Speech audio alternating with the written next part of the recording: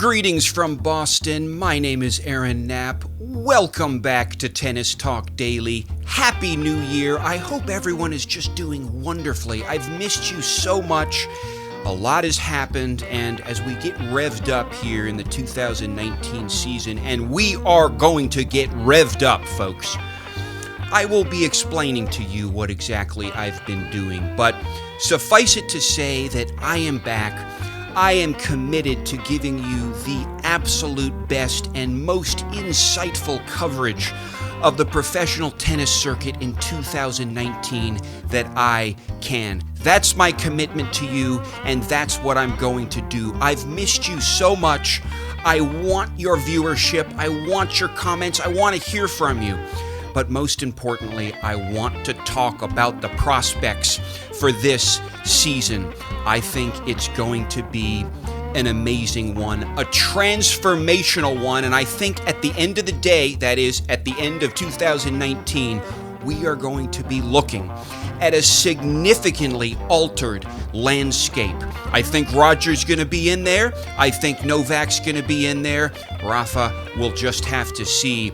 But it's going to be a significantly different landscape. By that, I mean there are going to be new Grand Slam champions this year. It's going to happen, and I want to talk about who it's going to be. But today, I wanted to talk about a key piece of news that I saw the other day, which is that Roger broke down in tears when discussing an element of his past that I want to get to. Because I believe that this event is absolutely critical to explaining why Roger Federer is Roger Federer, why he went on to become, after this event took place, the greatest tennis player of all time. But before this event took place, it was very unclear whether he would be. So let's talk about that this episode. Tomorrow, I will be coming back and giving you a full analysis of the Australian Open draw.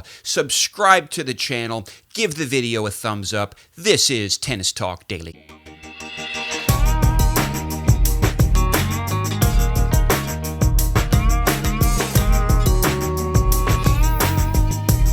So this interview happened a few days ago. It was in Dubai.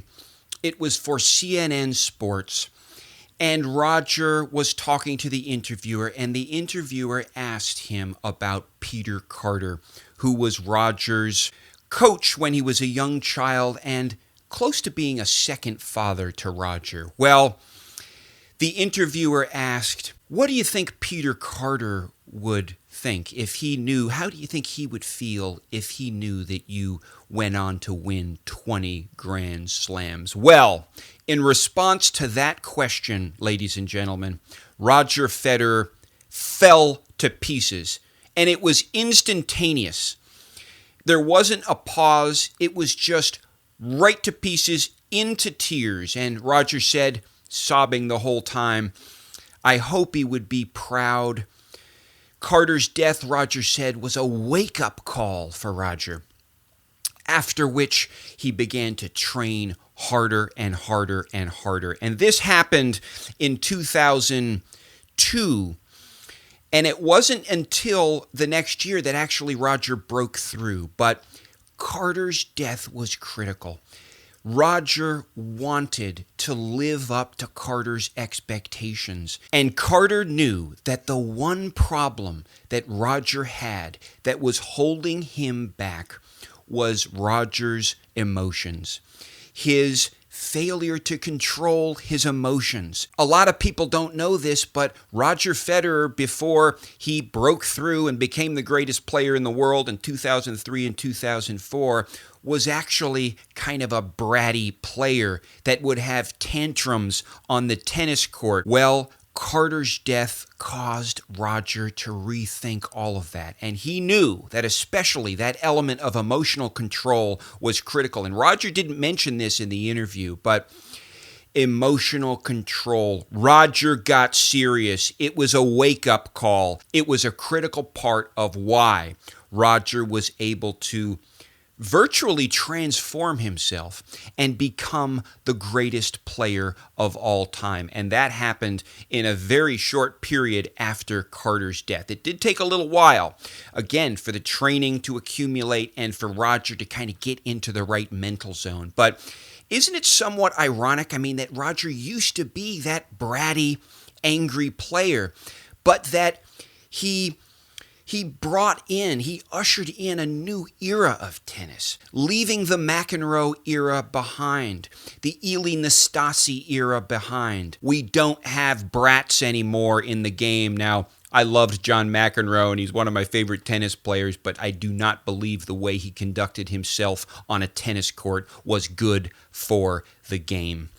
My last point about Peter Carter's death is based on my own biography. My dad died last year, and this happened after I did a video very soon after the Australian Open last year where I discussed some of these things. I discussed some of the elements that explain Federer's breakthrough, and one of them was Peter Carter's death. I had a comment from an individual named Stacey August at that time, and he said that I needed to give much more attention to Carter's death. Well, now that I've seen this interview with Roger, now that I saw him break down in tears, I see what you mean, Stacey August. Thank you so much for making that comment and directing our attention to this critical event. But I know from my dad dying how much it can inspire you to do good by the person who has died, to carry on their legacy, but to carry on what they would have wished you would do,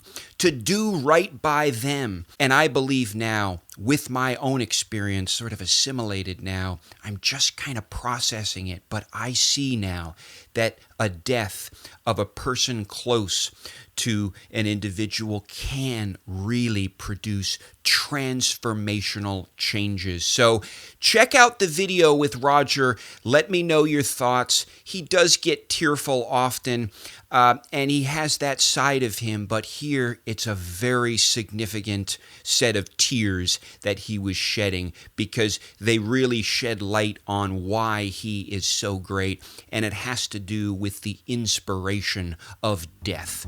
So those are my comments for today. Drop a comment. Let me know how you're doing. Let me know what you thought of the interview with respect to Peter Carter. I will be back very soon. We're going to be doing a great video on the Australian Open draw, and I look forward to seeing you then. Signing off from Boston. Bye-bye.